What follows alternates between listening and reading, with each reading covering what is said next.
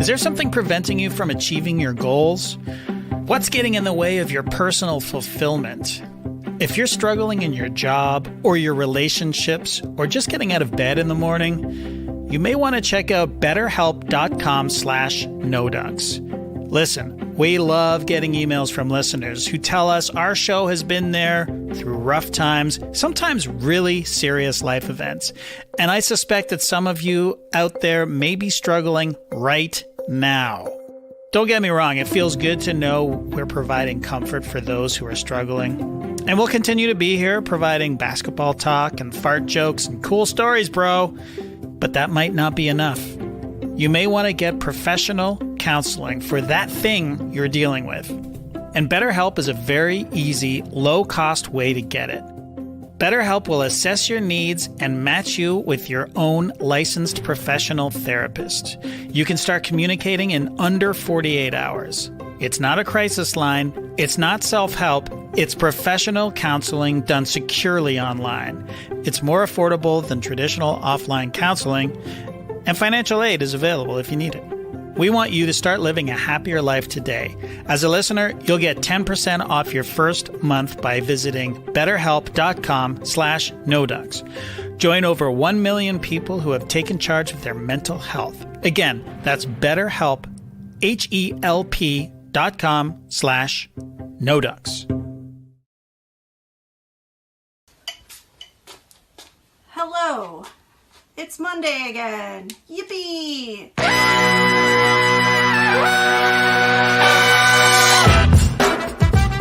Good morning, sweet world, and welcome to the No Dunks podcast on the Athletic Network. It's Monday, November 29th. I'm Skeets, and alongside me, as always, we got Tass Mellis. What's up, bros? What's up, bro? Got our top shot hot boy, ripping them lips, Trey Kirby. Hey-o! Hey-o! Got the international man of mystery back here in the U.S., taking it to the max, as always, Leigh Ellis. Friends. Really? Last, certainly not least, making the magic happen. Super producer JD. Hello. There he is, and here we are. Welcome back, Leigh. No problems getting back into the country? No, I got in safe and sound. Yeah. You hesitated. Convincing answer. Well, it's just because now there's a few more protocols you have to go through as far as, getting your test confirmed, uploading documents before you go to the airport and things like that. And the airport sort of check-in security procedures as well here and in London were just a little longer than normal. So, I got in safe and sound, but, just a little more stressful than it used to be anyway. Yeah, because if there's anything Leigh Ellis does perfect, it's follow rules and protocols. Okay, shout out to the stream team for joining us live on YouTube. Guys, make sure you subscribe, like, comment, share the show. Very busy week here at the Classic Factory. Later today, Trey and I are going to be hosting the official Top Shot stream. That kicks off around 2 p.m. Eastern. Again, that's on the official Top Shot Twitch stream. Easy for me to say. So you can join us there. On Wednesday, Trey and Graydon Gordian, who just had a birthday, by the way. Happy birthday to GG. You guys have a brand new No Breaks F1 podcast. That's in the afternoon on Wednesday. You can find that here on the No Dunk YouTube channel and, of course, in our podcast feed. On Thursday, we got the No Buffs episode where we'll be breaking down the latest Survivor show. That's around 5:30 p.m. Eastern. No Buffs. It's got its own separate thing. Its own YouTube channel, its own podcast feed. Jason Concepcion should be back this week, so we'll be breaking down that. And then on Friday, well, it's the No Dunks Christmas party, baby. Maybe we'll live stream it. What do you think, Tass? Fire up a camera and just go for a couple hours as we celebrate with our significant others. Yeah, well, we film everything else. So why the heck Exactly. not? That's what I'm saying. We'd probably do pretty good numbers if you ask me on a Friday night, sitting there eating some nice Italian food. So anyway, a very, very busy week here. Also, this is your last day, if you didn't take advantage of the deal of the year, Cyber Monday deal. It lasts till midnight tonight here on Monday, November 29th. Go to theathletic.com/nodunks to sign up for $1 a month for 12-month subscription to The Athletic. Best sports writing in the world. Go to theathletic.com/nodunks. You have until midnight tonight here on Monday if you haven't done so already. Okay, we got winners and losers of the long NBA weekend because it's been a while. But we also had a couple wedgies to celebrate. Wedgies number 10 and wedgies number 11. Yes, it was the night before Thanksgiving there. We had Pistons guard Saben Leigh sticking that one on another little layup. Leigh. Yeah, and then Friday night in this crazy Kings-Lakers game, Buddy Hield with the off sort of balanced 3-point wedgie stuck in there real nice, as you saw. Really so there nice. you go. Yeah, number 10 and 11. That's great. We're on pace for 48, according to wedgietracker.com. Yeah, it's okay, Leigh. It's all right. We had gone a long time without a wedgie, and then Wedgie Jackson gave us a couple, and now a couple more. So we're doing okay. Yeah, and that pace does tend to fluctuate throughout the season because you have 3 this week and we'll be probably up to 70 at some point, So I have no doubt we're going to get to 50. These Wilson balls seem to be wedging in nice and firmly too. I think maybe we need to start tracking that as well, how long they actually stay wedged in. It feels like they're getting a little bit more. We're not doing that.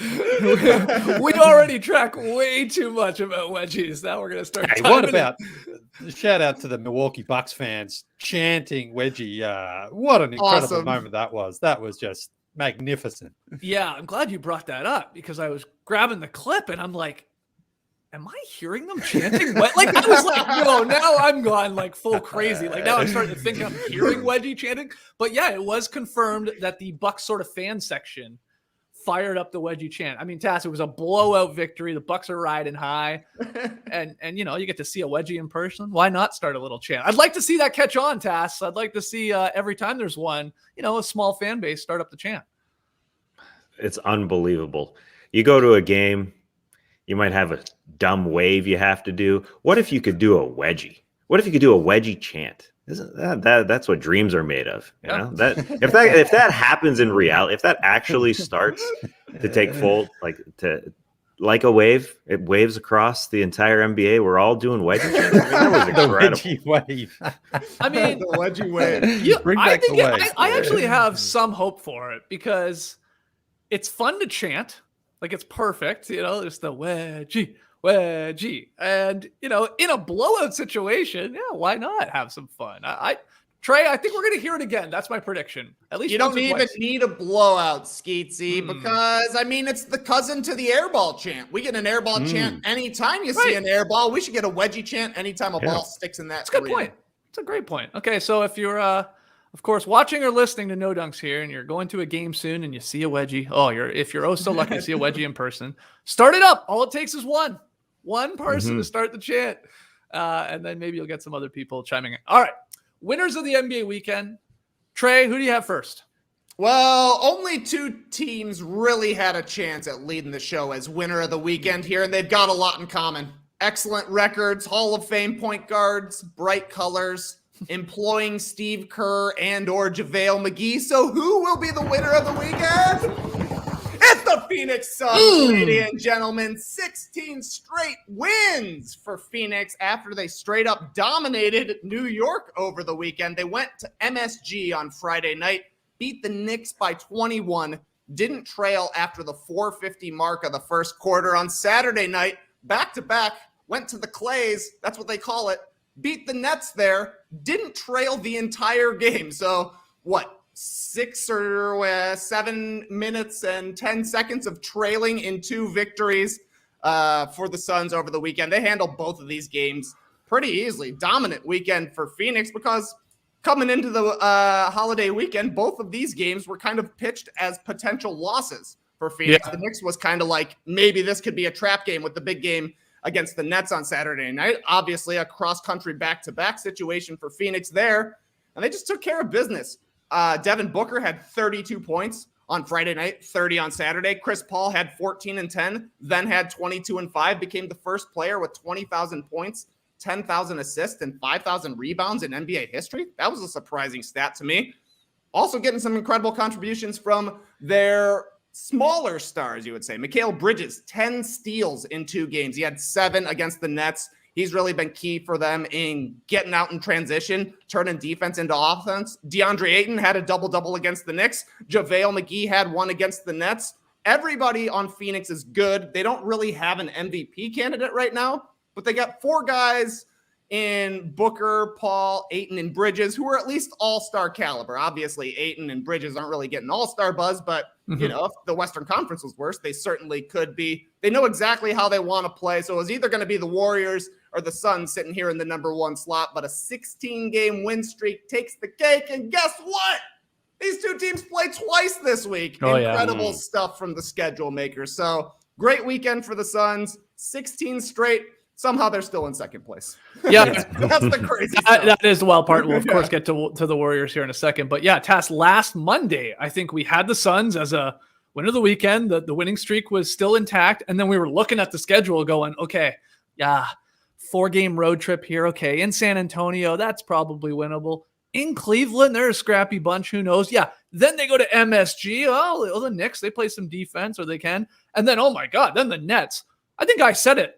There's no way this winning streak is still intact. Like, and not that it would be a bad thing. You would just expect at least 1, maybe even 2 losses from that 4-game road trip. And here they are, still with the winning streak going at 16 strong. It's pretty crazy. It's phenomenal. We get those two teams on Tuesday night with this happening on Saturday, especially the Barclays Center. I thought, being that it was the final game of this stretch, that Nets could do it, waiting for these Phoenix Suns in the Clays, as you said, Trey. I don't know if I got turkey brain still, but Clays, what a weird name. The Clays. I don't like that for the Barclays Center. No, thank you. But the Suns went in there, and they're never, ever, ever going to beat themselves. I think that's the way they play ball. As Trey said, they're 1 through 9, 1 through 10, just too freaking good. And the Nets beat themselves by turning it over and over and over. And the Suns, you're not going to beat a Phoenix Suns team like that. They're just far too solid. They're just too damn good. I see people here in the stream team, or at least one person, saying the Nets are trash. Stop hyping them up. Well, okay. The Nets are the number 1 team in the Eastern Conference. They're struggling against good teams. I get what people are saying. I mean, I guess people are mad at going from the hype train that they had going with me included at the beginning of the season to a team now that's struggling against winning teams. Sure. Now, they almost came back against the Suns in that. That was a weird game in the sense like Phoenix was punking them.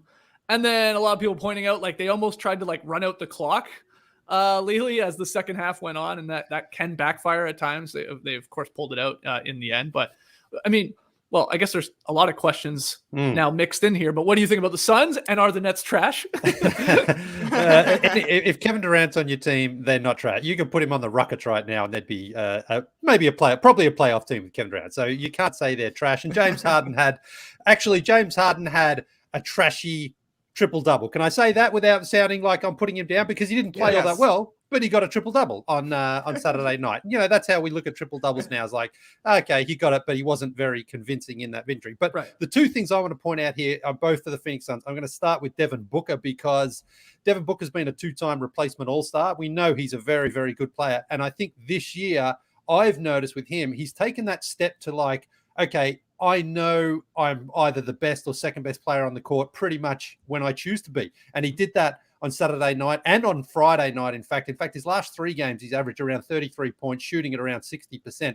He's getting to his spots. He's like, this is where I'm going to go, and this is where I'm going to shoot, and there's not much you can do about it. That's what Kevin Durant does. That's what Steph Curry does. That's what the super elite do. They're like, this is my bag, and I'm going to go there, and I'm going to make some shots. And that's what he did. But also, Devin Booker took on Kevin Durant defensively on Saturday night, took on that challenge. Like, okay, I know I'm not going to shut you down, but I'm a leader of this team. I have to sort of take on that responsibility. He was talking trash with KD. We're getting into it a little bit. That's the sort of growth and maturity in Booker's game that I think he needs to now, play for the entire season like that, where he's like, I am an elite player. And it just sort of show that in more than just like, you've got a pretty jump shot, you can make nice shots, sort of take on that leadership role for your team. And I thought he did a really good job of that both Friday and Saturday night.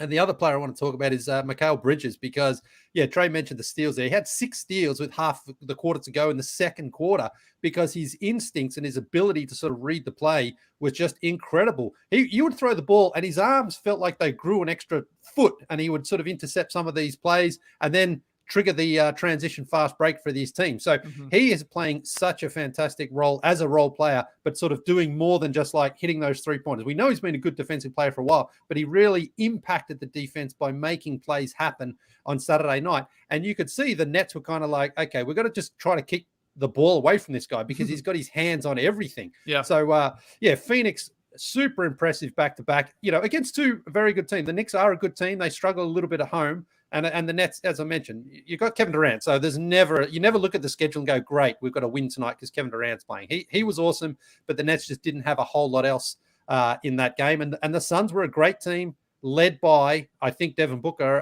in both these games. And again, as a young player, Chris Paul shouldn't be the best player on that team. It should clearly be Devin Booker. He's on the trajectory on his way up still, whereas Chris Paul's obviously in the twilight of his career. He's still great, but it should be clearly Devin Booker's team. And I think he showed a bit more of that on these 2 wins over the weekend. Yeah, well, one thing about the Nets, just watching them, which is so weird, it's the blessing and curse of playing with Kevin Durant. It's almost like OKC Kevin Durant, where it's just give him the ball, get him the ball at the mid post, and let's just watch the guy work. They're just kind of watching him over and over and over again. And James Harden has not, as he said afterwards, been able to figure out the balance between getting everybody going and getting himself going. But it's just strange because last year they did find that. They were the number one offense in the friggin' league, just having thrown all those parts together, acquiring James Harden, 10 games, whatever it was, through the season. Kyrie obviously plays a huge effect. John Schumann wrote about how they don't dunk the ball anymore. They don't get anywhere near the rim anymore. Last year they were able to do that because they had, dunking options. They had alley-oop options. And this year they don't. And it's just watching them. It is like, okay, my turn, your turn. A little Westbrook, Durant, little OKC. Here, go ahead. I mean, they're missing Joe Harris and they're missing some of the things that they run, but the offense is just, it's not fun. It's not really enjoyable to watch that anymore. And we're talking about one of the best scorers in the frickin' world, one of the best scorers ever in Kevin Durant. It's just kind of like, oh, ISO ball. Okay. Why did you jinx Mikal Bridges, Leigh, with your tweet about the steals? That's like icing the no-hitter that's going on. I mean, it really is. I saw you. You're like, well, he's got 6 steals and a half. The record is 11 all-time by Kendall Gill. Then I think he got, one in the second half? One in the second half after that. Yeah, but again, because he was making them happen, I thought this is a sort of night where he could just get in. I mean, again, James Harden is a fantastic individual player in the ISOs and the one-on-ones there, but Bridges' arms just seem to like engulf him a lot of times, and that's what he can do. He's able to get his hands in there, create things, and make them happen. And that's, I think, what's the difference between someone who just gets stats and someone who actually goes out there and creates his own. He was making plays happen for his team by by reading the game defensively. And as Draymond Green says, a lot of times, defense doesn't get the highlights, but I almost put together a little package of Mikal Bridges' steals because they were they were crazy, sexy. man. But What a tease. I know. I should have done it. I was all hyped up, and then he only got the one after I tweeted that. So maybe it's my fault. All right, well, let's move to the other hot team in the league in the Western Conference. We've already teased it because they're going to play on Tuesday night, and then later in the week, task the Golden State Warriors, continuing to win here too and looking pretty dominant. Yeah, the picturesque season continues, baby. They're 18-2. 18-2 here. Nice round numbers. We love it. 20 games, they're 18-2, best record in basketball. You go into Golden State, you get smacked. They've won 10 in a row at home by double digits. Their point differential is 13.7. That's how much they're smacking teams. That would be the best of all time. They're beating their own record of 11.6 in 2017 when they were a 67-15 team. And so here we are, the second incarnation of this team. It is a little mind-boggling how they took a couple years off.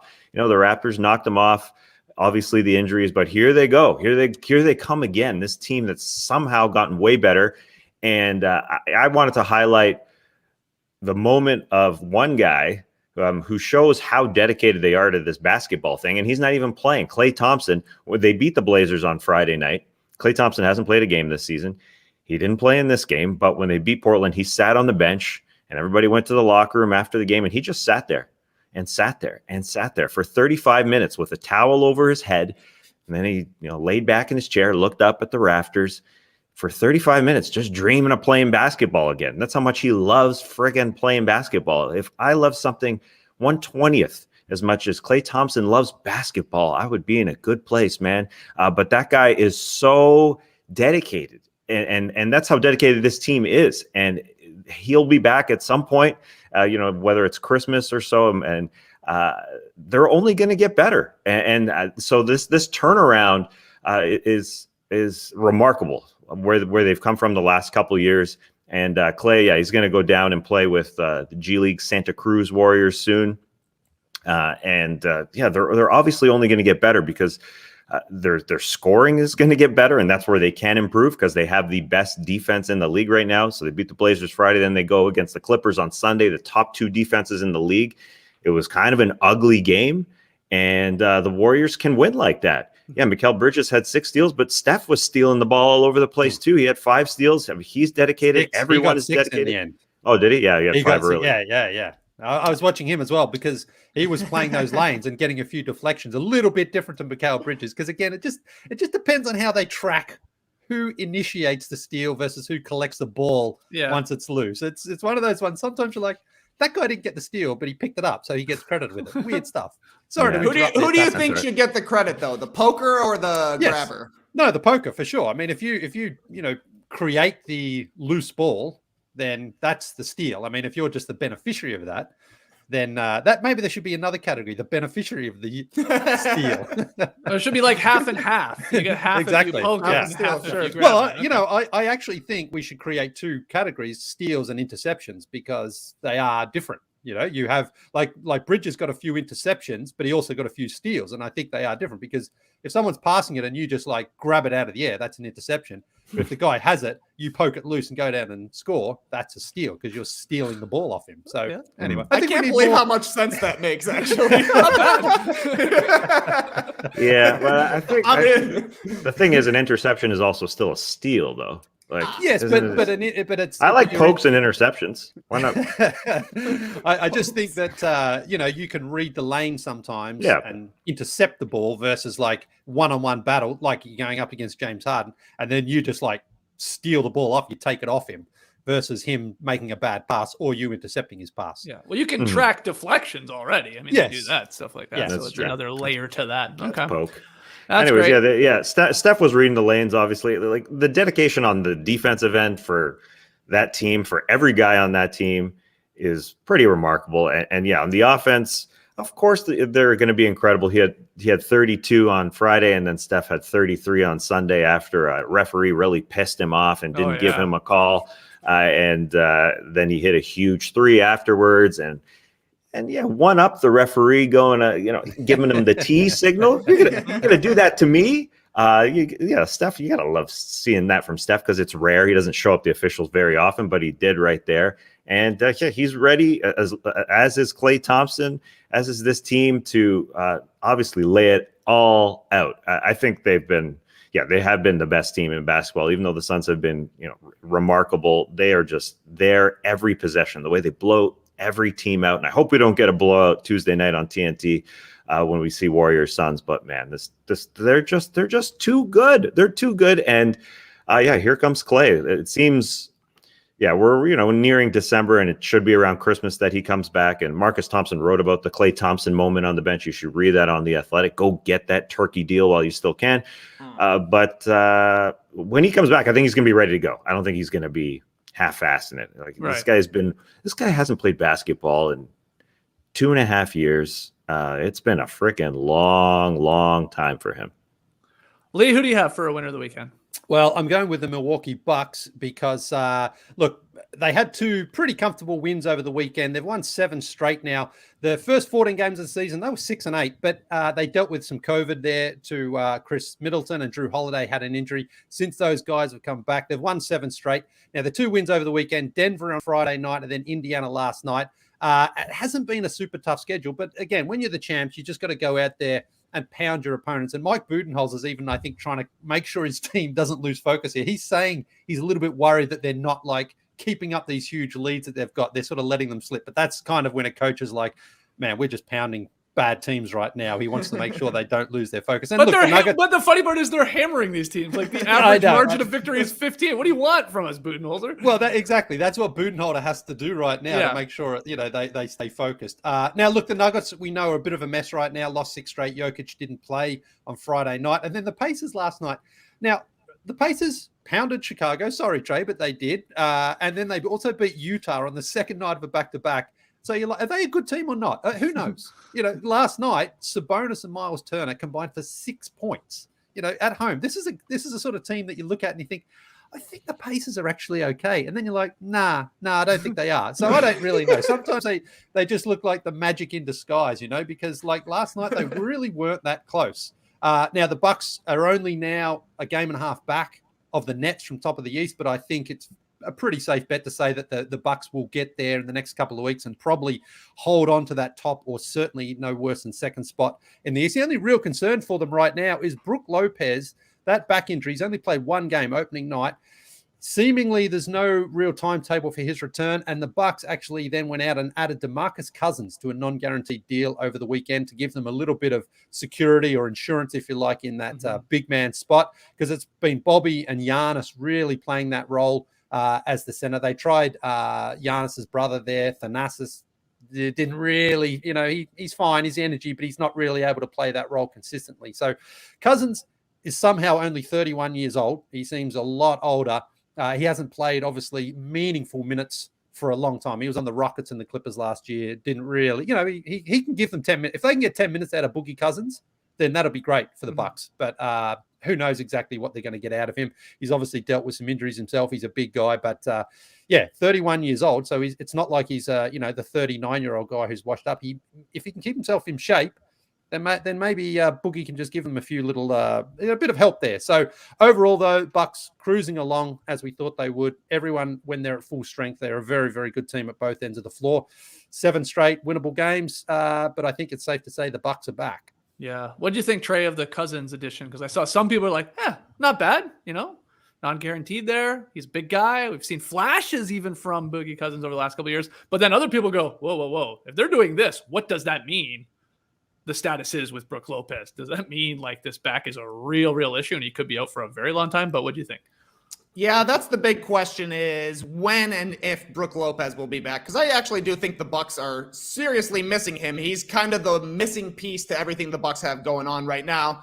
They're middle of the pack as a defensive rebounding team, and they've been a top 3 defensive rebounding team for the past 3 seasons when they've been a top 5 defense because Brook Lopez goes out there and puts a body on somebody so everybody else can grab the rebounds, basically. They're missing him, so some of these possessions end up being a little bit longer defensively. That's all they need to get from Boogie is hitting the glass, which he's been great at throughout his entire career, and being a huge guy. Like, ultimately, he should be the third big for the Bucks, which means maybe he plays 8 minutes a game when it really matters. My guess is that he's not going to be a big-time playoff performer, but if he can sop up some minutes here during the regular season until the Bucks actually get Brook Lopez back, they need to do it. Just to save Giannis from having to play center so much. Like Leigh said, you got Bobby Portis as their other big guy right now, but with no real news about what's going on with Brook, they got to do something to run a big guy out there. So, yeah, why not take a shot on a guy like Boogie who has the talent to maybe outperform a tiny little contract like this and give you something down the line? Yeah, any thoughts there on Cousins going to Milwaukee, Tess? Well, I was in his corner when he joined the Clippers last year for that championship run, and he had some minutes in the playoffs. Ty Lue threw him out there as big, and he can score no matter what. It's just on the other end, he gets out on an island a little bit, and he can be taken advantage of.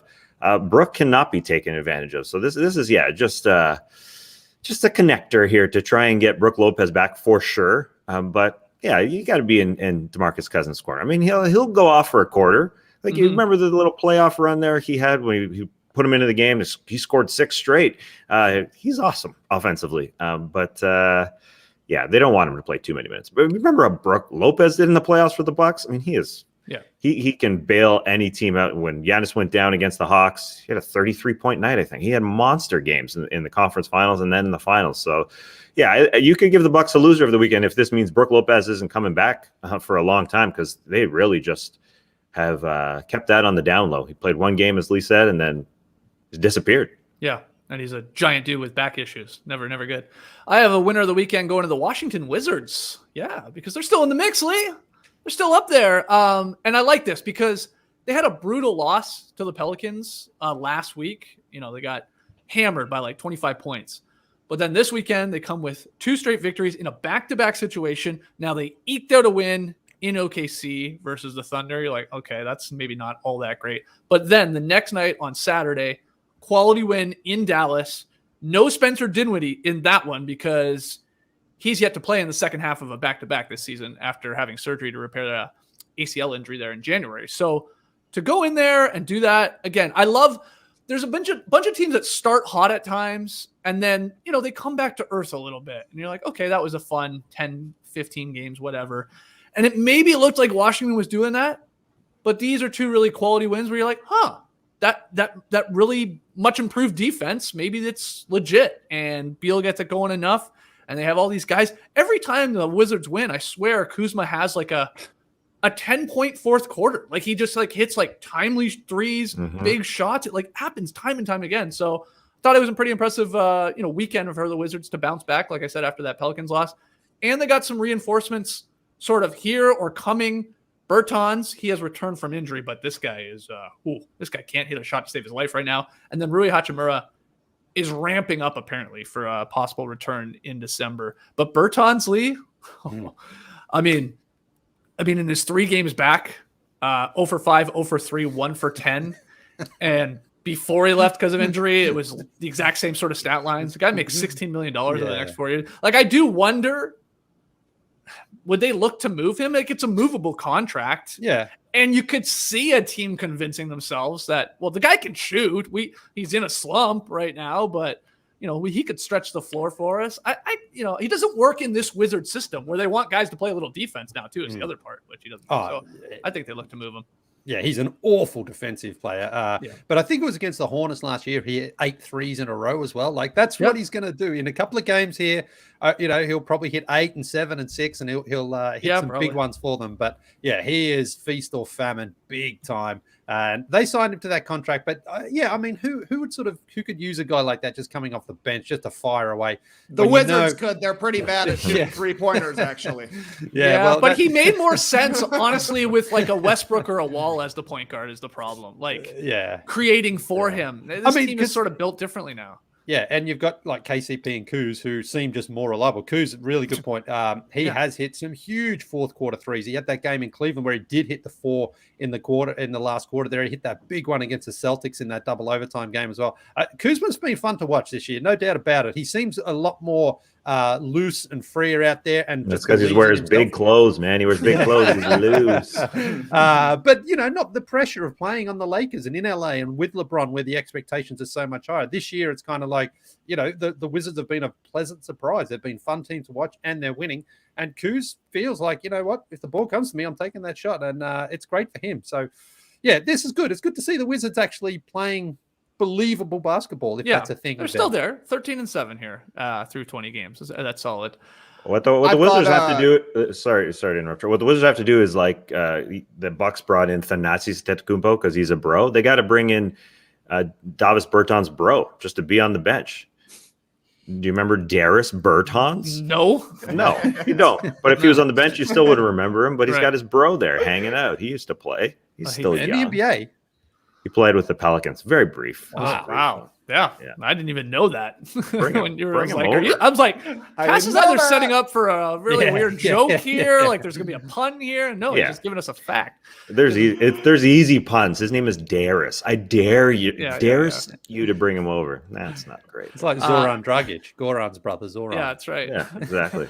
Well, the Raptors could get Zoran, I guess, on the team. Well, Goran's left, unfortunately, personal reasons. He's not even on the squad right now. Trey, you were about to jump in there. Great game from Beal. He had a really efficient game in this one, 10 of 14 shooting. Also added 7 assists, which got a great quote from Kyle Kuzma post-game. He's talking about how Beal has grown as a player and how he is a scorer, but he's working on his playmaking. And obviously there's a lot more Wizards who can make plays there, so Beal doesn't have to do quite as much. Kyle Kuzma said of Bradley Beal, he's going to make the right play 7 or 8 times out of 10. That's awesome. You never hear that, but it was like a super compliment. He's like, hey, man, that guy makes the right play 70% of the time. He's going to dish it. And sometimes you just got to chuck it up and shoot it. Why not? Great line from Kuzma. And we'll see how much the Wizards can hold up here. They've got 11 of their next 15 on the road, a lot of them on the West Coast. The Bulls just went on their big road trip. It went pretty well. So if the Wizards do the same, you get a lot of confidence playing against some other teams. out on the West. Yeah, I think they're okay on the road right now too, right? I think they're maybe like a 6-5 or something like that. So they played decent if I have that right. Anyway, I think they're about a 500 team on the road. Okay, Tass, you got a little mini winner of the weekend here. What do you got? Yeah, Darius Berton's former team, the New Orleans Pelicans. I was pretty pumped just to see an underhand pass in the middle of a game that led to a game winner. It's just sweet to see. Brandon Ingram loves doing this, and he set up Devontae Graham with a beauty underhand pass for a game winner on Friday night. Oh, that was nice. I just like it. He could go chest easy, but it's a lot prettier. Serving it up. More flair to it, yeah. Yeah. It's like, like a volleyball serve. Go underhand just to mix it up. Overhand's probably more efficient, but this is pretty. It's just a nice little setup. That will not be happening at my first basketball practice tonight. He'll be kicked out of the gym if I see any of that, Leigh. I want a 2-hand chest pass. In fact, I want to fake a pass, make a pass. Even on the fast break. You're going to do a look pass like Spencer did what he said about that was Kuzma too, wasn't it? Yeah, it was. All right, let's actually take our first break. Then we're going to talk about John Wall and the Rockets, that weird situation, and we'll get to our losers of the NBA weekend. But we'll be right back. Can't lie to you guys, I'm missing my Peloton peeps right now. It's been a couple of weeks around here, and I haven't done a great job of making time for my fitness. You know the vibes. So yeah, I'm missing Adrian Williams' old school do 100 push-ups and sit-ups to get ripped mentality. I miss seeing how sweaty Chase Tucker gets when he's leading a class. I miss the way Kira Michelle says Peloton. Not Peloton, she says Peloton. Hello, Peloton. From cycling to strength to yoga to bar, Peloton has endless class variety to keep your workouts feeling fresh. Plus, Peloton has curated playlists to motivate you for every mood. For instance, I can't wait to get back on the mat because I was looking at classes recently and I saw they have a new Get Back yoga flow with music from the Beatles that I'm very curious about. I've got a feeling it's going to be a banger. So if you're interested in Peloton, head to onepeloton.com/app to learn more. New users can try classes free for the rest of 2021. That's onepeloton.com/app to learn more. Terms apply. Peloton. When your workout is a joy, it's a joy to work out. Last time I was talking Allbirds, I was fresh off a wedding in Austin, Texas, where Danielle said, Allbirds saved her weekend. Allbirds saved her weekend. That wasn't planned, that stupid riff, but it just sounds like a song. Allbirds saved her weekend. Anyway, because she needed a pair of post-heel shoes, and the Allbirds that she bought were perfect. Yeah, she bought them, not free. She bought these shoes. She had such a good time in the white slip-ons that there were some remnants of the dance floor on them. Yeah. But Allbirds are machine washable. I wasn't about to throw them in the wash, though. In my 4 years of selling shoes, I had never tried such a thing. No way. I'm all about the toothbrushes, the detergent, and a little Mellis elbow grease.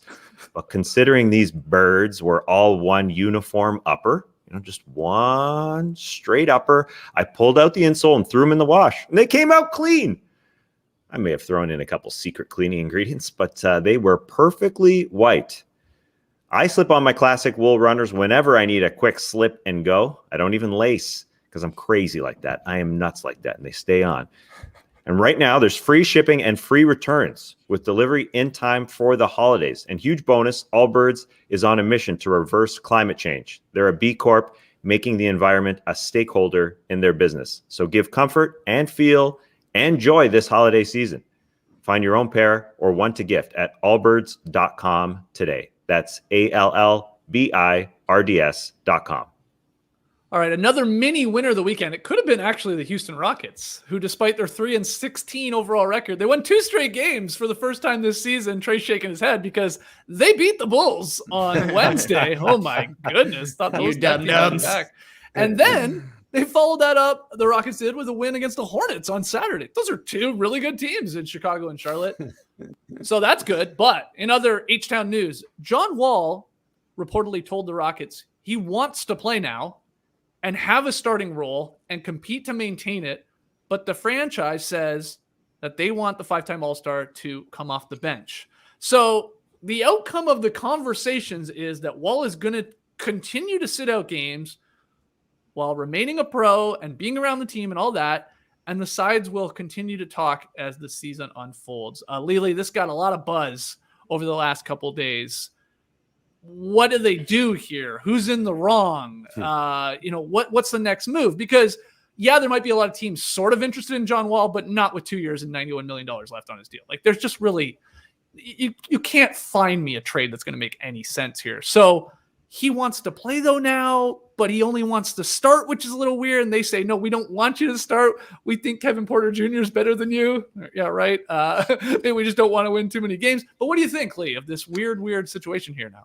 Yeah, well, I'll start this. We may have discovered the first ever untradeable contract in the NBA. Nobody wants that, of course. He's going to opt into the next year at $47 million. So that's why he's stuck in Houston. They're not going to buy him out of that either, because they don't just want to give him money. So if John Wall wants to play, great.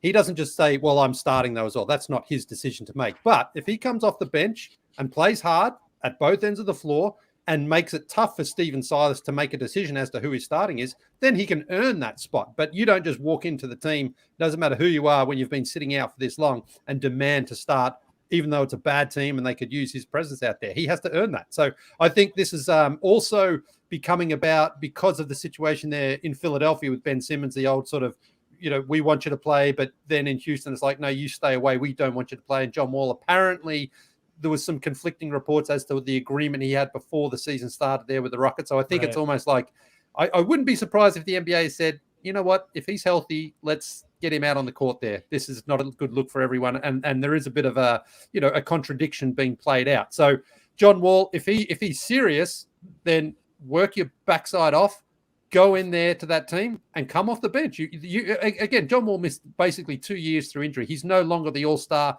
all-NBA talent he was, but he can still play and be a veteran presence on a team and at least give them some professionalism out there. But it's not up to him to decide the minutes and the role immediately. He may earn that with his play, but he has to actually now accept whatever role they can give him at the start. What do you think, Tass? Do you agree with what Leigh is saying? If Wall wants to play and says he does, well, it's not up to you if you get to start, man. Although usually that is the case. The 5-time All-Star starts, and the guy that's like still trying to prove himself in the league, and Kevin Porter Jr., he would come off the bench and try and take away minutes from the starter, the star. But do you think it's fair what Leigh's saying? It's actually flipped around here, and that's the franchise's, that's their priority? Well, sure, they can definitely go the young route. If you listen to John Wall, though, and what he's saying on Twitter, he called somebody out who said, John Wall just wants to start and be the number one option, and everybody else can be the number two option. John Wall said, that's a goddamn lie. Right. And so he said that directly. And so you can't necessarily read these reports and think that John Wall just wants to be the number one dude and only be the number one dude. It would be weird for a guy who's started his entire career to come off the bench behind guys who are not established in this league, for sure. But you see a lot of guys. I just talked about Klay Thompson going down to the Santa Cruz Warriors to get reps. I mean, he's not coming back to be a bench player with the Golden State Warriors, but you see guys throughout the league come back in different roles, knowing that they're trusted and they'll get the role that they deserve. And so John Wall can come back and play 15 minutes a night off the bench, and then eventually 25 minutes. And then eventually somebody will say, okay. We'll give him a shot and trade for him, whether it's a buyout where the Rockets get off 10 mil of next year or whatever. Like there's a way to do it. And I think John Wall's not, I don't think he's that hard-headed that he thinks he's an all-star and he's got to play 40 minutes. I read more into what he said on Twitter, talking to somebody than these reports. I think he just wants to play, and he realizes, like, unlike, what's going on with Kyrie and the Brooklyn Nets, John Wall realizes that his value's on the floor, and he's got to play soon and not just sit out until the trade deadline. He's got to show people that he can play. And those minutes last year, I mean, he was fine. It wasn't great, but he's not like a shell of him for himself. I think he's, a big shell of him for himself. Like he's, a decent player still in the league. He can still contribute. Yeah. Well, I mean, a lot of people are saying, Trey, that John Wall, if he wants to get out there and play again, should lean into like the Derrick Rose mentality of like, okay, become a guy off the bench and end games, for crying out loud. But he maybe thinks otherwise, though. He's sort of saying, he's pushing back on Twitter that this is a lie. What do you make of this mess here, Trey? I don't know. I think there's no harm in starting John Wall. He started 40 games for the Rockets last year, and they won 17 games. Like, they had enough time to play John Wall significant minutes. They had enough time to play Kevin Porter Jr. significant minutes. Right now, Eric Gordon is starting for the Rockets, basically in a showcase mode at this point, so that he can be traded at some point. You're telling me John Wall couldn't step into the starting lineup there, but he should just come back on the bench, and then he'll be starting within a couple of weeks because it'll be tough to keep him off the court. There's no problem. He's not going to ruin the tank. It went fine last year, and you might actually get a draft pick out of it. Keeping him off the court is pointless for the Rockets, and it's pointless for John Wall. Yeah, the part that's strange, if you believe it, is prior to the season, the Rockets and Wall, they agree that he's just going to not play. He's going to continue to practice. He's going to work out with the team. He's going to be a pro, like I say. He's going to be around the squad, but not active as Houston sought out trade scenarios, Leigh. But, I mean, were they naive to think there was a trade to be made? Like, you called it untradeable. Now, people push back. Any contract can be traded in this league. They can find a way, like Tass said. You can get very creative. But it's just weird, like, it's weird that this is happening now. Like in this, I mean, that's strange that they thought 20 games ago that they were going to be able to move him. And then John Wall's just sitting there going, oh, so this isn't going to happen? Well, I guess I might as well play again, but I would prefer to start if I'm coming back. Yeah. Yeah. Well, it really, I think, just comes down to that player option for next season. And I wouldn't be surprised if the Rockets did have conversations with some teams and they're like, listen, maybe there's a deal here, but John has to sort of say he's not going to opt into that. We'll take on maybe 1 year at 40 plus. Maybe he can come off the bench, but we just don't want to be on the hook for potentially 47. And then that's the albatross of the contract. But I mean, look, Westbrook got traded twice with his massive deal, but he's obviously playing. And in fact, it was Wall for Westbrook, wasn't it? So a deal can be had. It's just, I just think that second year is just like, that's what's turning teams off. They're like, no way, no, we're having that just in case he opts into it. So, but it's so much money. And John Wall's like, what's he going to give back on that? Max 5 million, 10 million. That's a lot of money still to give back, but he just doesn't want to walk away from it, which is understandable. So, but the Rockets, they traded for him knowing he had this contract. So yeah, you may as well showcase him because I think the Derrick Rose comparison is a fantastic one. Rose was kind of out of the league for a while, like the teams, Rose himself said he wondered if he was even going to come back.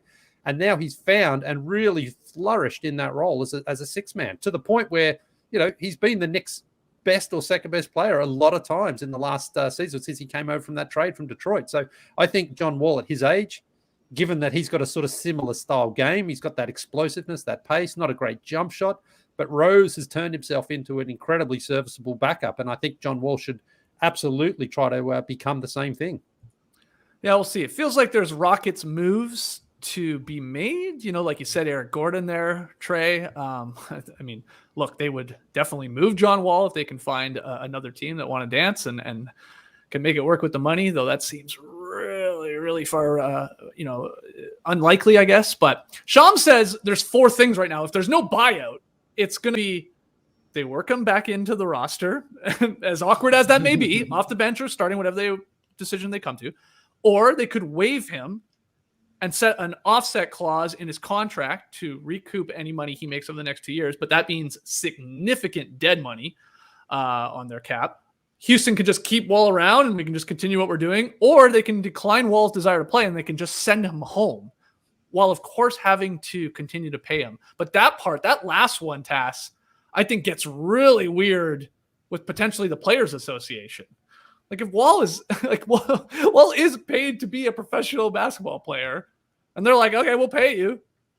But we don't want you around. I wonder what complications or potential pushback from the Players Association happens in that, right?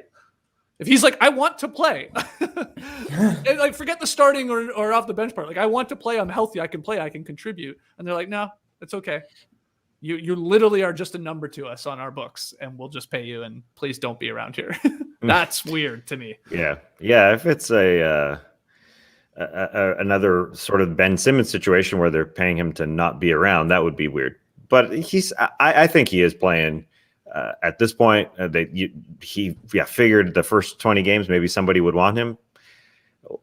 that obviously didn't pan out, but I think he wants to be around and play and be part of the team. I don't think he wants to be a diva. I don't think he wants to be out there and play every single second and take every single shot.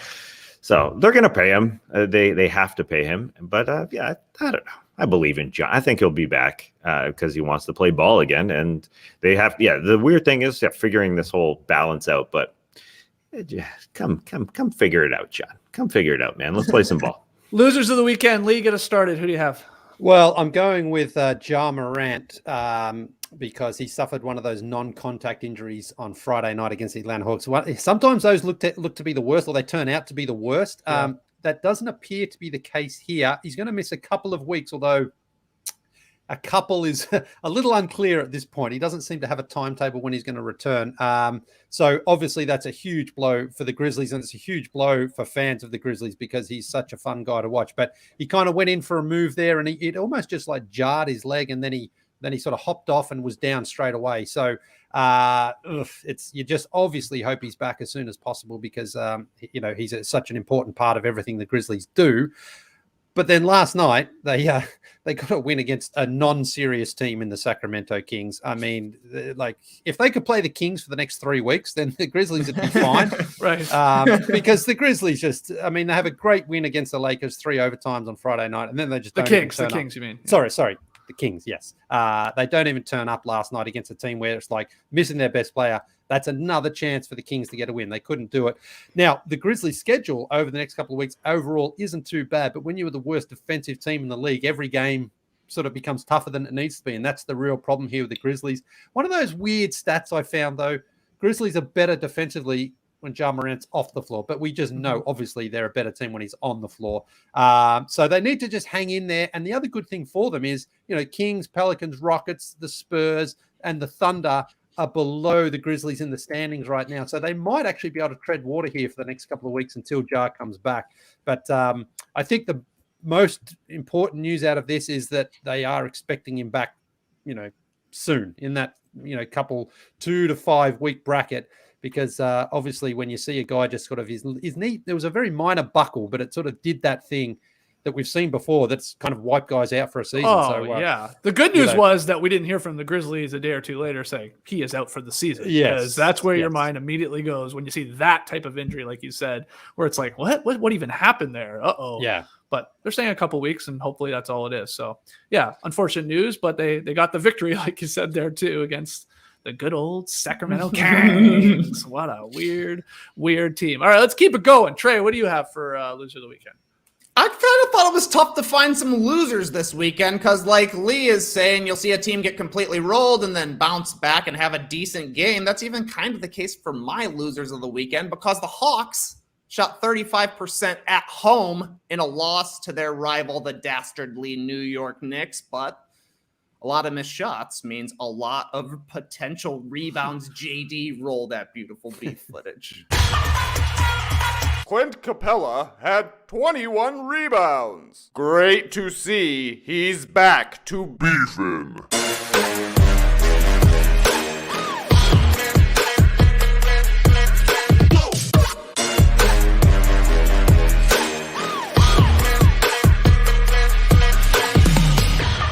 That's a lot of roast beef, which is rebounds.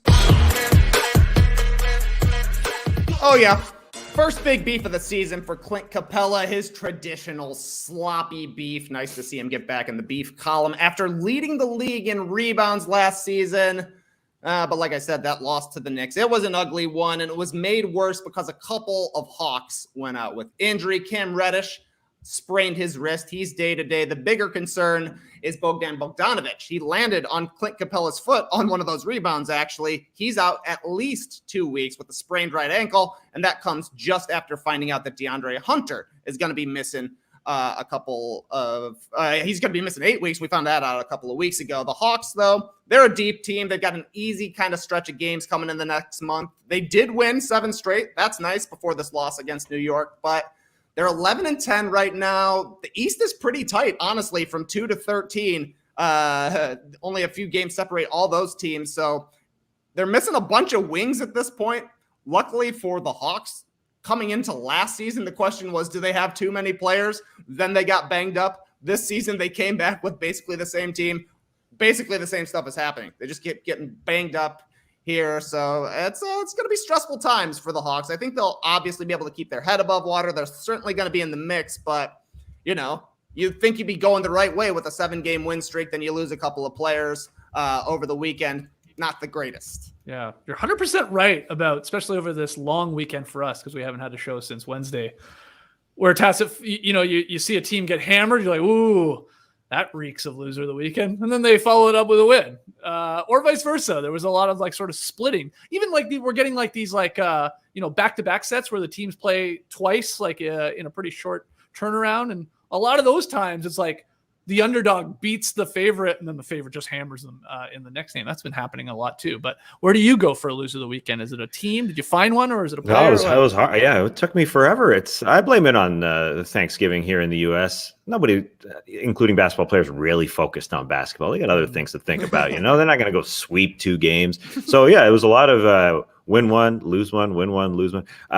Just back to the Clint Capela, grabbing a free throw rebound. Love seeing grabbing a free throw rebound in the beef. Every rebound counts. One game that we didn't even talk about was a wild one, that Philadelphia-Minnesota overtime game on Saturday night, where they executed a missed free throw perfectly for a tap-in to send it to overtime. That was amazing. Andre Drummond got on the beef boards. They look like linebackers there in the free throw lineup, him and Joel Embiid, and able to tip it in. That was a wild game on a Saturday night, that Wolves Sixers game. I went a little off the board here, not on the basketball floor at all with my loser, James Wiseman, who was the number 2 pick last year, 2020, of the Golden State Warriors. He's kind of hasn't been talked about this season because he hasn't played at all. I'm calling him a loser of the weekend because he's not certain when he'll be back. He's also going to play with the Santa Cruz Warriors now. He suffered a meniscus injury about 7.5 months ago, so he'll probably be back in January at some point. But where is he going to find minutes with this club, with the Warriors, the way they're playing? I don't see anywhere. If you remember a few years back when the Warriors are going through their championship run, there was minutes at backup center, like Jordan Bell was playing here or there. Set a pick for Steph Curry, grab a board, do a little rim running. But now they're so set at the big man position, with Kevon Looney having a reincarnation, playing amazing again. Draymond Green is their backup 5. He's been revitalized. And then the way they play on their second unit, with Gary Payton II sort of being their rim runner, and then big that can shoot like Otto Porter and Nemanja Bjelica. Where is James Wiseman going to play? So it's just a really weird situation. It's no discredit to him. He came and they tried to figure something out with him last year. It wasn't really working all that well. Then he got hurt. But now it's just such a strange scenario for a number 2 pick. I don't really see a great role with him, especially because they're also playing like Jonathan Kuminga, who fits more their 3-and-D style. He fits more perfectly into their lineups. So they're playing a young guy there. They've got Moses Moody, who they would play a little bit. I don't know if James Wiseman is going to play at all if he comes back. I mean, just like garbage minutes. So I'll call him a loser of the weekend, but hopefully, he finds a place somewhere. But it's just strange because he was a number 2 pick, like whatever it was, 2020, 15 months ago. I don't know timelines anymore, but he's a good basketball player. Yeah, in theory. I did find a team that went 0-2 over the weekend, so I'll throw them some loser of the weekend love. It's the Toronto Raptors. Oh, I hate watching this team. Oh, God, I can't stand it. I really do not like watching Raptors games, which is, I haven't been able to say in a long, long time, but they lost by 17 to the Pacers. It's at the end of a long road trip, their longest road trip of the season. That happens. I get it. Like you said, Leigh, the Pacers one night look amazing. The next night look like garbage. So that's tough. But then they come home on Sunday and they lose to the Boston Celtics by 12 overall. They had injuries. Gary Trent Jr., he was out, deep calf bruise. Kem Birch missed another game with knee swelling, I believe it is. OG Anunoby, he sat out at this one too. He's got the hip pointer. So they're short on guys. I get it. But once again, the Celtics, second time this season, Celtics have beaten the Raptors and played like really uninspiring ball themselves, I thought, and still get like the 10-point victory. The Raps are now 9-12 on the year and are a miserable 2-7 at home. weird for a couple reasons. Tass, historically, they've always been one of the better home teams, like over this last, couple of years where they've been in the playoffs and always there and the championship year and all that. And the other part is like, we had, for us as Raps fans, like the excuse of them playing in Tampa last year. Like, wow, you just wait until they're back in Toronto. That's a guaranteed, 5 to 10 wins just playing at home, great crowds, and that's been flipped on its head here, 2-7. And they're bad. They're not, there's obviously some bright spots. Scotty Barnes still looks great at times. Van Vliet, is the only one that looks like he can create at times on this team. Like when he's out, oh boy. And then Siakam, sure. But that was a game last night. Siakam should take over. He has to be the star. There's no OG. Gary Trent Jr., who's played well for the Raptors, he's out.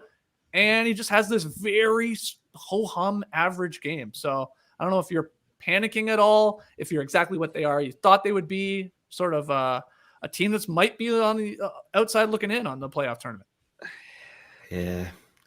It's easy to just play the injuries card, and there's so many bodies moving in and out of the lineup. The biggest worry is that Fred VanVleet is leading the league in minutes because he has to, because they have no other option to create. And as we expected coming into the season, Goran Dragic is on this roster. I thought he'd be a playmaker for this team, but now he's leaving the team for personal reasons, and he was sort of he was behind the rotation to not only Fred VanVleet, but Delano Banton and even Malachi Flynn, guys that they're trying to push ahead in their timeline. They're doing a little Houston Rockets pushing, I think, not trying to win every game, but trying to get some development going. So there's excuses, I think, because they don't have OG is big, not being there. And there's lots of guys in and out of the lineup. But it's disheartening to see them 2-7 at home. I thought for sure not having to use their passport every single time, or not playing at Amalie Arena.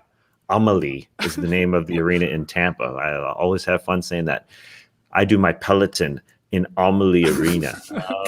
I thought they would win games. They're 2-7. Yeah, it's weird. I mean, even Van Vliet was talking about it. He's like, this is strange. We're really good at home usually, and we can't get a victory right now. And again, they're not even these teams aren't coming in and playing amazing ball. He's like, oh, we would have never beaten that team last night. No, they're just not playing great. And maybe this is the team they are. This is why I wasn't touching this team when it came to betting the over-under at the start. I could see it going this way. And you have to wonder, Leigh, if the losses continue to pile up because of injuries or not, does it make it more likely a guy like Siakam is potentially packaged and moved? Them really leaning with Masai Ujiri and the Raps into development, rebuild, and you get back a young or two, promising player and a pick or two. You could see that happening, I think. Yeah, I've said it a few times now. I started to think Siakam just needs a new, fresh start as well. His body language is not good out there. And last night he didn't have the touch. And look, you talked about Jason Tatum had a stinker himself last night in terms of shooting the ball. They weren't pounded by Brown and Tatum. They just couldn't stop them. This was a winnable game, but the Raptors weren't there, and they need Siakam. When you're down a few bodies, as you guys mentioned there, someone like Siakam should be like, all right, I'm going for 40 tonight. I'm just going to take over this team and dominate. And he just doesn't have it right now.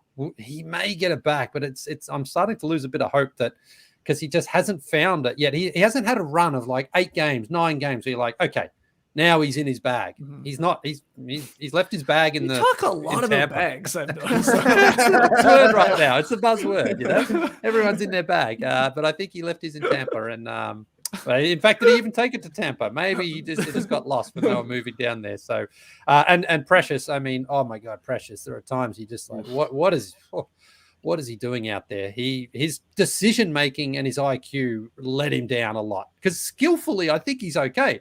He can shoot the three. He does find himself in the right position, but there are other times where he's got the ball and it's he had a wide open three last night, gave that up, and then sort of dribbled into traffic. And then I think he either turned the ball over or just had a bad contested shot. And those are the sorts of things that they can't afford right now, the Raptors. Mm-hmm. They need good decision making and they're not getting it. But it's leadership from Pascal is really what they need right now. They need him to just take command of this team. Instead, shoulders are slumping, not looking good, complaining to the refs, all those things. I mean, star players have it happen to them during patches. It just feels like he's in a real long bad patch right now.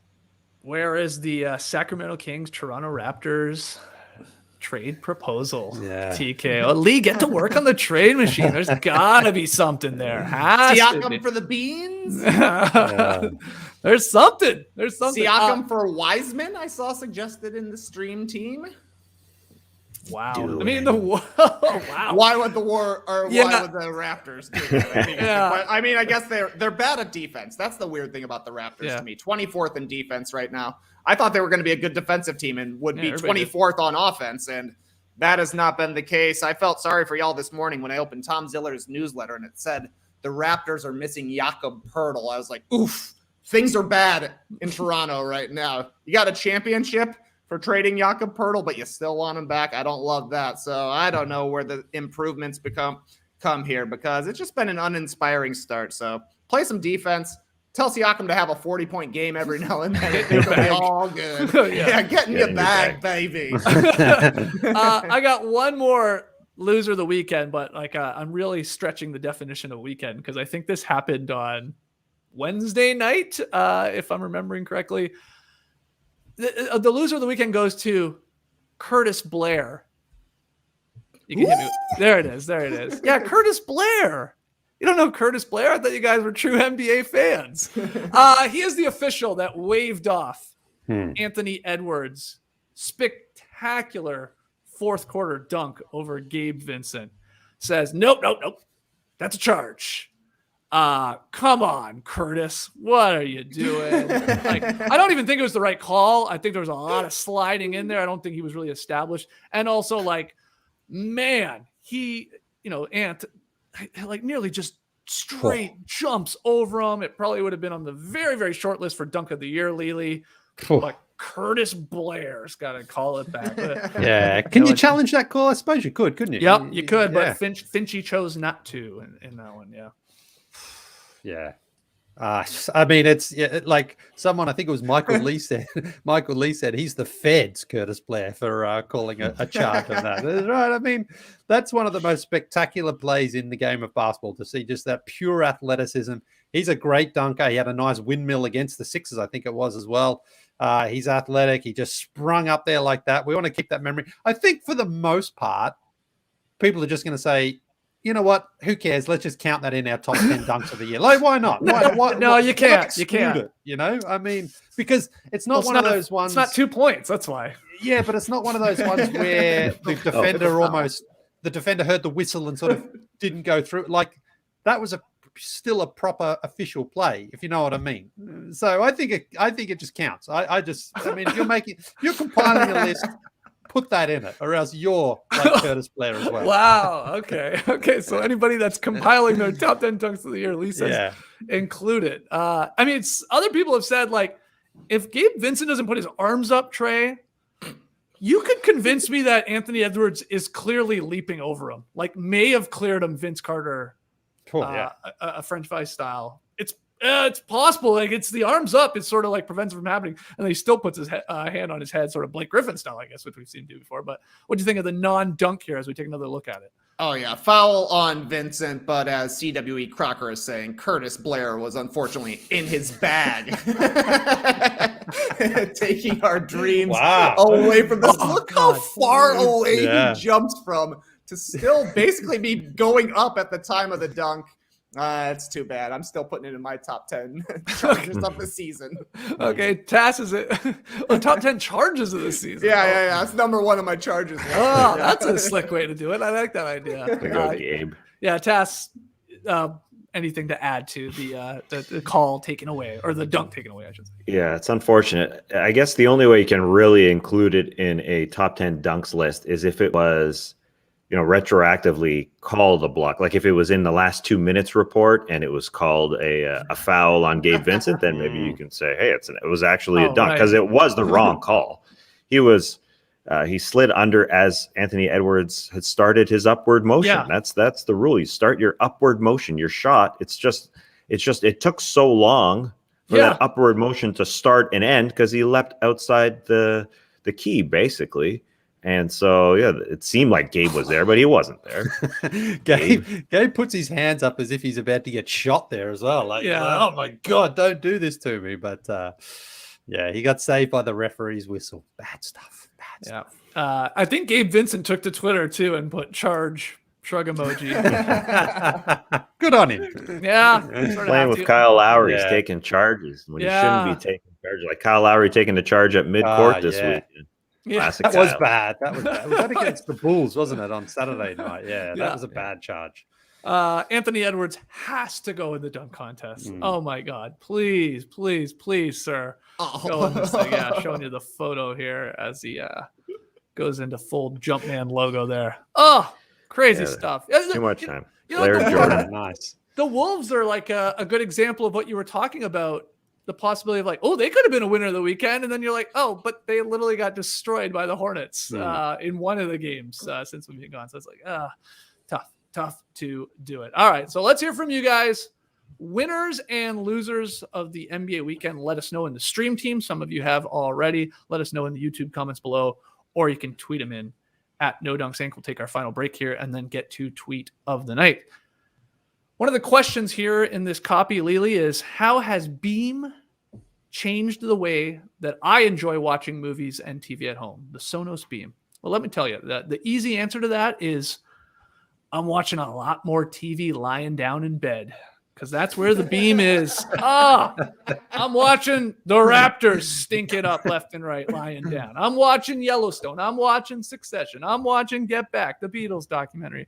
I'm doing a lot more of it lying down. I don't know if this is a good thing or a bad thing, but I got the Beam in the bedroom and it sounds amazing in there now.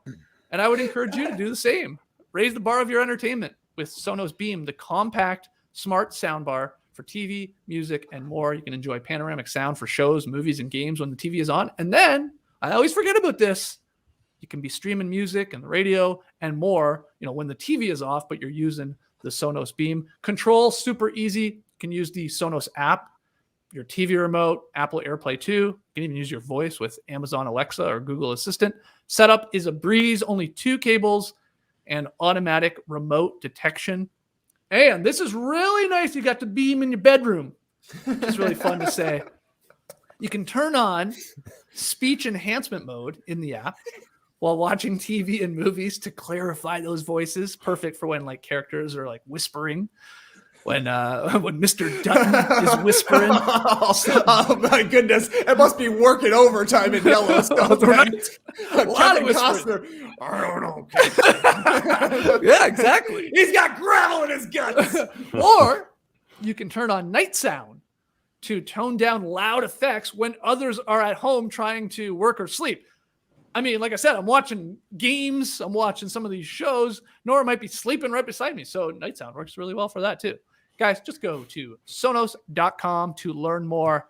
Loving the Beam, and I would encourage you to go grab one as well, especially for your bedroom. If you put a Beam in your bedroom, tweet at your boy J.E. Skeets, okay?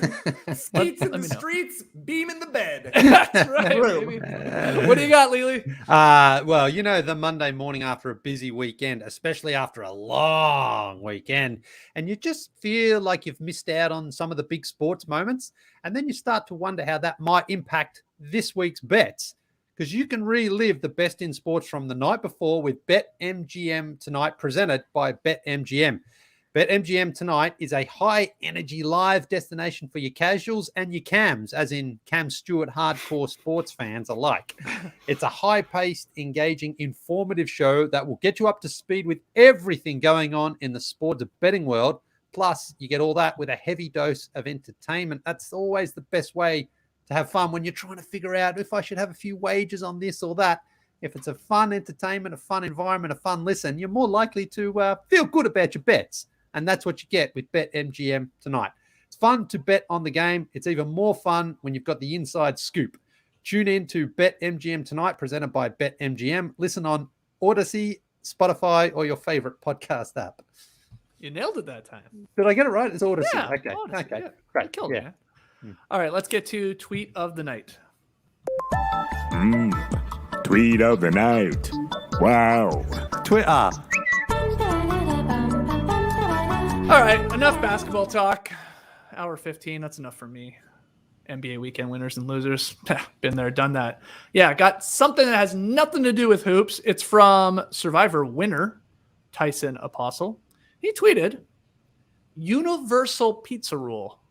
If you have infinite pizza, eating the crust is optional. If there is a finite amount of pizza eating, the crust is mandatory. Okay. Leigh, I want to get your take on this. Are you a crust man or not? And what do you think of Tyson's breakdown there? If there's infinite amount, sure, then it's optional to eat the crust. But most of the time, there's a finite amount of pizza. You got to eat the crust. Yeah, wow, what a debate here, because the biggest problem I have with my boys is not eating their crusts, but then them wanting more pizza. Then we're out of pizza. So eat your crusts. Get more pizza, Dad. Come on, man. Yeah. Well, I try to give them enough pizza, but they do just chomp and stop at the crust. And I'm like, okay, the challenge for me though then has been to make the crusts nice and soft and edible. Of course. So that's what I do. I try to make the crusts enjoyable, and then they get through them. I think we talked about this before. I take it as a really positive sign that my pizzas that I've cooked on the Big Green Egg have been well received when my boys, especially my 9-year-old, eats the whole crust. Right. So you've got to make the crust tasty and enjoyable, not just like, oh, it's the crust and dismissive. I know Pizza Hut do the garlic and the cheese and all that sort of stuff, but that's really, you're just trying to pull the wool over their eyes. Make the crust not too thick, but thick enough that it's separate from the paste, if you know what I mean. That's a tough one. No, I agree. I saw it in the comments to this tweet from Tyson. I thought this was a great reply from Doug Brown. It's basically what you're saying, Leigh. If you don't want to devour the crust, then you bought the wrong pizza. Right. Or you made the wrong pizza in your case. Yeah. You should be eating the crust. Yeah. Absolutely. I just don't also like, because again, my 9-year-old goes into a pizza with like, I don't have to eat the crust. I'm not going to eat the crust. And I'm like, well, we're not just going to throw that away. I want you to understand that if we make food or buy food, I expect you to eat it all before, you don't say, well, I'm done with my pizza. Now I'm ready for ice cream. And there's still 4 crusts left over. It's like, well, no. Let's finish off the other food there first. So I'll tell you what, though, when you get a good crust on the green egg, brilliant. Really, really good. Really good. Yeah. I still struggle a little bit with my consistency in my yeast. You should start saying he's in his egg more than in his bag. That guy's really in his egg. That's good, actually. Killer move. That guy's in his egg. Okay. Well, we got Leigh's take. That's really what I was hoping for. But TK, anything to add? You're a pizza man. What do you feel about Tyson's tweet here? I got one kid who eats a full piece of pizza and one kid who only eats crusts. So really, if there's crusts around, they're getting eaten in this house. I would love to have infinite pizza is my main takeaway from this. Like, if it could keep coming, would I eat the crusts? I don't know. It really makes you think. I think I would. I've only ever been in a finite pizza situation. Feels like most situations are finite pizza situation, but I mean, if you can go straight toppings are better than crust. There's no doubt about it. I feel like now I'm questioning myself. Am I only eating crust because I know I have to? Or am I just a completionist, I want to see every Fast and Furious movie. I want to eat every piece of the pizza. Things like that. I don't know. Eat your crust or don't. But if you don't eat your crust, give it to my daughter. Okay, there you go. Tass, are you, what's happening over in the Mellis household? I love this from Tyson Apostle. The apostle has spoken. Yes. Yeast has risen. Good stuff from Tyson. I'm in the camp that listen, you can do what you want with the crust. Like sometimes you're in a crust mood, sometimes you're not. I mean, I do consider it part of the pizza, so it's like you eat the thing. But sometimes you're just not in a crust mood. And sometimes you don't get a good crust. It depends. Like sometimes you can also be in a particular crust mood. Sometimes you want a crusty crust. Sometimes you want a puffy crust. And if I have a puffy crust when I want a crusty crust, then I'm not eating a puffy puff. Like it depends. It depends on the crust. Okay. There's all different types of crust, and not just stuffing it with cheese like a Pizza Hut or a Papa J's or whoever. Sometimes you don't want a bready one. You want a crusty one. It just depends on the kind of mood you're in. So no rules on the crust to me. But I can understand why a kid doesn't want to eat crust. It's just, it's not super fun. It's not the most fun thing. I'd rather eat the pizza than the crust. So no hard feelings. All right. JD, any thoughts on this from Tyson? Very few thoughts on this. I eat the crusts. My kids don't eat the crusts. I have an insane way of eating pizza because once I get close to the crust, I will take that. I'll spin it and then I'll have the crust with the toppings still and sort of nibble my way down. I don't like the waste. So, and I actually like the crust, but I get that if you don't plan ahead and then you just have crust, and I don't know, people don't want to eat that. And I get that. I'm eating it. All right, just get something to dip your crust in. It's fine. Gives it a little more flavor. It's all good. Puffy or crusty, or what was that say? It's a puffy crust. It's a puffy crust. I knew a guy who ate it backwards. I knew a guy. It's like eating your broccoli first, right? You eat the thing that you don't want to eat the most on your plate. Right. So you just start with the crust, and then it's just all topping. The difficult part with that actually makes a lot of sense, but it's like it makes it difficult to hold. Yeah. True. Yeah. That's the part I was immediately thinking. It's just harder to sort of maneuver it that way. Then it loses its weight a bit. Isn't it? Well, then it's fork and knife time. Oh, I don't know. Is that crazy? Is that nuts? Yeah, that's crazy. Yeah. It is for pizza. It is. Even when you're in a restaurant with friends, it's like, it's a pizza. It's fine to pick it up. Like, you can cut it, obviously, but you don't need to knife and fork. What it. about the rolling technique, Leigh? Or the fold, of course, technique? Yeah, I mean, it's fine. Depends on how floppy the pizza is. Yeah, that's right. You get some that are thicker than and they're harder to fold over, and others that just simply have to be folded over, else they sort of really flop there. Hey, this would be great content for our Friday night Christmas party. Are we going to have Matty Owen he would have some thoughts, I'm sure. Put him on the Instagram Live or something like that, just to get him to contribute. Yeah. Tune in this Friday night when we all go to dinner together for our No Dunks Christmas party.